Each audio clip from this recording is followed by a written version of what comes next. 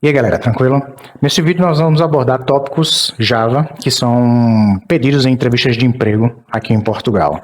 Eu acredito que esse vídeo pode ser útil para quem quer vir a Portugal e para quem já está em Portugal e está procurando novas oportunidades.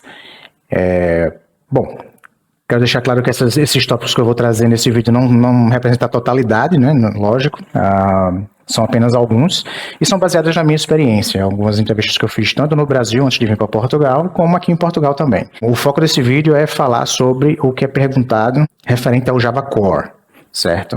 Não importa a versão do Java, Java 8, Java 11, Java, enfim, acima desses existem algumas versões que são utilizadas aqui também, como 17, e nesse vídeo nós vamos abordar esses tópicos que eu diria que são bem importantes que cada um de vocês estudem e estejam preparados para esse tipo de pergunta.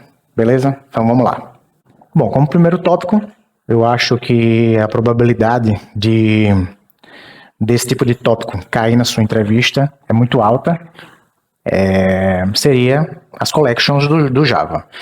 Então saber o que é um conjunto, o que é uma fila, o que é uma lista, isso aí são perguntas bem recorrentes aqui, ok? Qual a diferença de um conjunto para uma lista? Você também saber quais tipos de lista existem, isso é importante. Existe o array list, existe o linked list, existe o vector, né? E também, sei lá, dentro do vector nós temos ali também as pilhas, né? Nós temos as filas, também de collections. É importante ter noção do que é um LIFO e um FIFO, né? Last in, first out, first in, first out. Esses conceitos de computação dentro das collections do Java, é importante ter uma boa noção sobre isso, certo? E não faz parte aqui das collections, mas também os maps. É importante ter um bom conhecimento aí sobre os maps, o que é um hash table, o que é um tree map, qual estrutura do Java você utilizaria para definir um dicionário? Isso é uma pergunta também que é bem interessante, que é bem possível que façam para você aqui. Então, como primeiro tópico, eu diria que as collections e os maps, ok?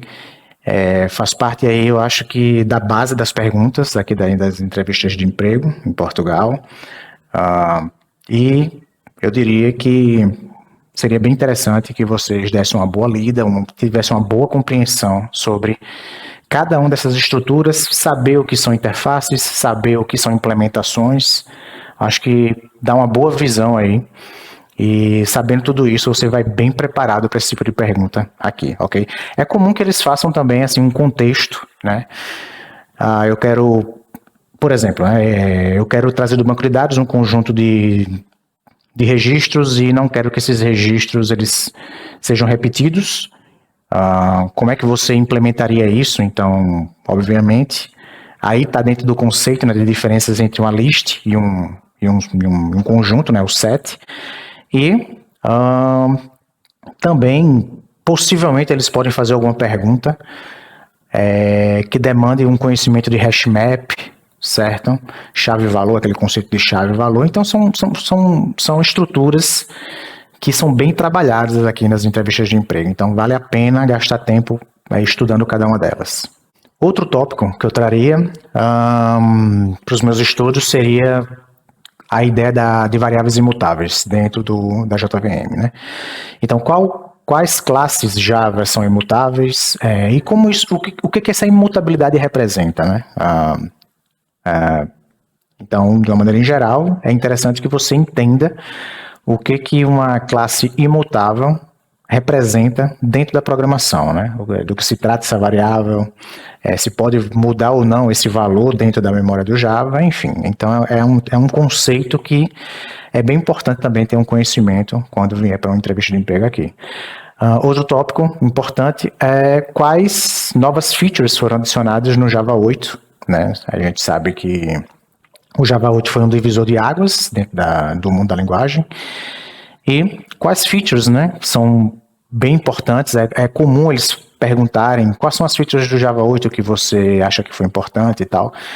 E eu diria que duas são, pelo menos duas são bem importantes vocês citarem. A primeira é o Lambda, óbvio, e a segunda é o Stream também, que é um tanto quanto óbvio. E essas duas novas features é importante ser citadas e também explicadas, né, cada uma delas. Com relação... Existem outras features do Java 8 que foram adicionadas, que eu particularmente nunca citei, e também nunca me perguntaram sobre, como os consumers, que são bem importantes também, a gente implementa bastante, mas na entrevista de emprego aqui, tanto quanto está no Brasil como aqui em Portugal, nunca me perguntaram. Existe a classe também functions, e tem também a palavra reservada, né? Volátil, que define com a variável Java ela é volátil ou não, enfim. Muito embora não pergunte, mas eu acho que é interessante pelo menos ter conhecimento sobre, né? Como ela se comporta, como é que essa variável que é volátil ela se comporta nas memórias, né? Permanentes e, enfim, a memória RAM. E, de certa forma, como isso garante performance ou não, enfim, ganho de... Enfim, é importante ter um conhecimento, pelo menos, sobre isso, porque se perguntar, ele já está preparado, ok? Então, as features adicionadas no Java 8 também são tópicos importantes aí nos seus estudos. Outro ponto seriam as exceptions, né? As exceções do Java. Quais exceções são runtime, quais exceções são checadas e quais dessas exceções são erros, né? E ter um conhecimento sobre isso. Por que checadas, por que runtime ou unchecked, né? Ou não checadas, né? Enfim. E quais dessas aí são erros. É bem importante vocês terem conhecimento sobre isso, porque algumas vezes eles perguntam, pedem exemplos de exceções checadas, exemplos de exceções runtime e exemplos de erros também. E isso é bem fácil de encontrar aí no Google, então não seria nenhuma dificuldade. Então ter uma noção disso também é bem importante. Bom, outro tópico que eu diria que é bem importante, e voltando um pouco ao tópico alguns tópicos anteriores, é o stream, né? É muito comum eles fazerem perguntas sobre o stream, porque pergunta sobre imutabilidade, se ela é imutável ou não, que métodos são utilizados dentro do stream. Nós temos ali o filter, nós temos o map, temos o reduce, e como eles são executados, quais as vantagens, enfim, a questão do lazy loading do próprio stream. Então, do que se trata esse lazy loading, né? Ele só enfim, esses métodos filter, map e reduce, eles só são executados de fato em que momento ali do processamento. Então, esse conceito do lazy loading do stream também é importante. Perfeito? Então é isso. Outro tópico, estou com a colinha aqui embaixo, só para tentar lembrar, são várias coisas para lembrar tudo de cabeça, é complicado. Enfim, o que significa o uso da palavra reservada final, né? Também é um outro tópico que já me perguntaram, e por mais bobo que seja, mas parece, há uma aplicação específica quando se utiliza no método, quando se utiliza numa variável, como quando se utiliza numa classe. Então, isso é importante ter esse conhecimento. Se eu boto um final numa classe, o que eu estou dizendo com isso? Se eu coloco um final no método, o que eu estou dizendo com isso? Se eu coloco um final numa variável, então aí a gente já falou sobre isso, sobre as imutabilidades, e essa palavra reservada final, ela também pode ser bem utilizada aí na sua entrevista, então esteja preparado para isso, certo? Outra pergunta que podem fazer, um outro tópico, é a estrutura do try, catch, finally, né? Então, eu posso usar o finally sem usar o catch, eu posso usar um catch sem usar o try, enfim, é bom ter uma boa noção quantos catches você pode ter, a hierarquia de catches, quais exceções eu posso utilizar dentro do catch, e se eu posso usar mais de um finally, se o finally pode ser utilizado sem usar o catch, só o try, e em seguida já insere logo o finally, é possível ou não. Então, esse tipo de entendimento sobre a estrutura do try, catch e finally, eu diria que também é importante. É possível que perguntem alguma coisa sobre isso, certo? Existe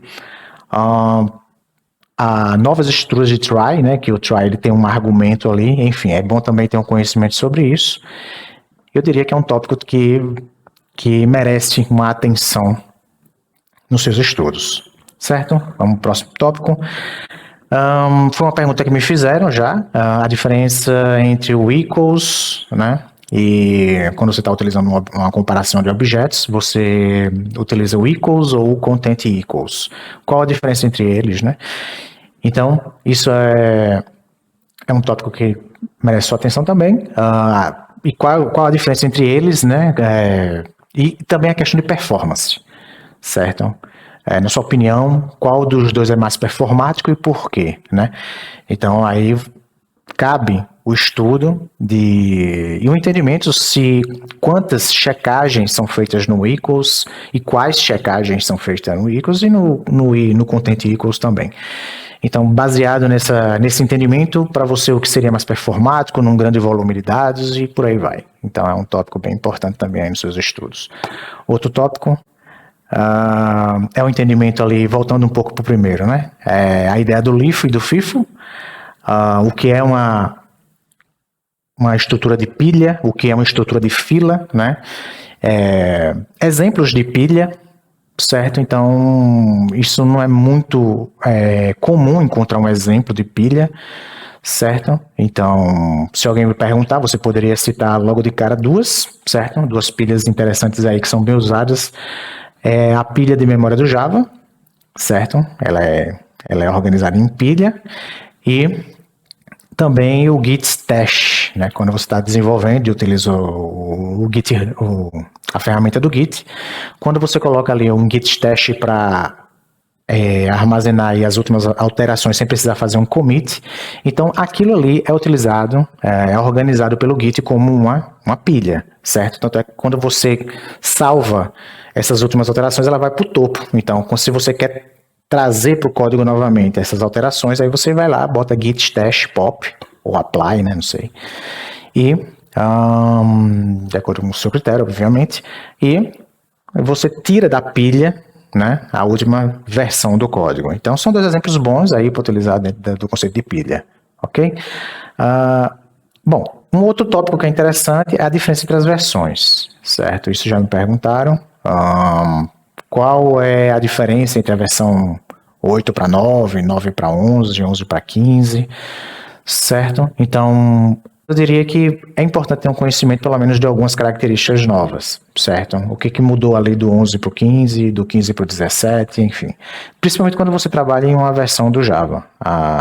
O seu projeto adotou a versão 15, por exemplo, então é interessante, eles podem perguntar por que o seu projeto adotou essa linguagem, essa versão, melhor dizendo.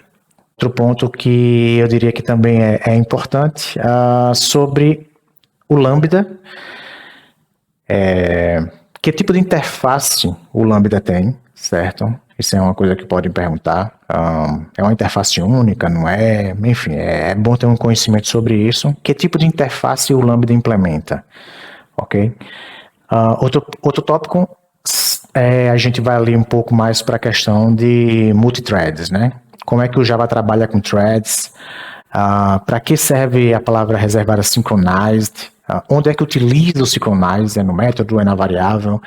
Enfim, são tópicos que são importantes nos seus estudos e principalmente quando você vai para uma vaga que precisa de conhecimento de multithreads. Então, obviamente, você tem que entender como é que uma thread é implementada, tem a classe runnable, como é que ela é utilizada dentro ali das suas threads, certo? Então, esses aí são alguns pontos importantes aí nos seus estudos também, principalmente quando é descrito ali na sua vaga que vai trabalhar com alta performance, divisão de threads, enfim, eu acho que são pontos aí que merecem atenção nos seus estudos também. Ok? E na JVM, principalmente para quem é sênior, é importante ter um entendimento aí do que é a JVM, o que é a máquina virtual Java, quais são os componentes que a máquina virtual tem, quando um objeto ele é peixe de memória, em que lugar da JVM ele é armazenado, né? Nós temos ali, enfim, espaços reservados, digamos assim, né, para objetos que acabaram de ser criados, nós temos alguns outros espaços ali para objetos mais antigos, e tem um outro espaço, enfim, é bom ter um entendimento sobre esses módulos, né? Esses módulos que compõem a máquina virtual Java, e com certeza, em algum momento, a depender da senioridade aí da posição que você esteja sendo inserido, que você esteja se candidatando, é possível que eles façam perguntas sobre isso também, ok? Então, como eu falei anteriormente, a ideia desse vídeo não é falar da totalidade do que é perguntado sobre as entrevistas de emprego em Java, até porque não é só sobre Java que eles perguntam sobre testes, eles perguntam sobre algum framework específico. Se estivesse se candidatando a uma vaga de Quarkus, vai perguntar alguma coisa sobre Quarkus, por exemplo, se for alguma vaga de Spring, vão perguntar alguma coisa sobre Spring, enfim, Hibernate, JPA, enfim. A ideia desse vídeo era apenas falar do Java Core, certo? Que tipo de perguntas poderiam ser feitas, que tipo de tópicos dentro do Java Core nós poderíamos nos preocupar, né, de colocar nos nossos estudos. Ressaltando novamente, isso aqui é baseado na minha experiência, ok? Foi o que eu lembrei aqui para tentar trazer para vocês. Obviamente eu devo ter esquecido alguma coisa. Bom, pessoal, por hoje é só. Qualquer dúvida, manda aqui nos comentários. E se gostou desse vídeo, dá um like. E a gente se encontra no próximo vídeo. Até lá.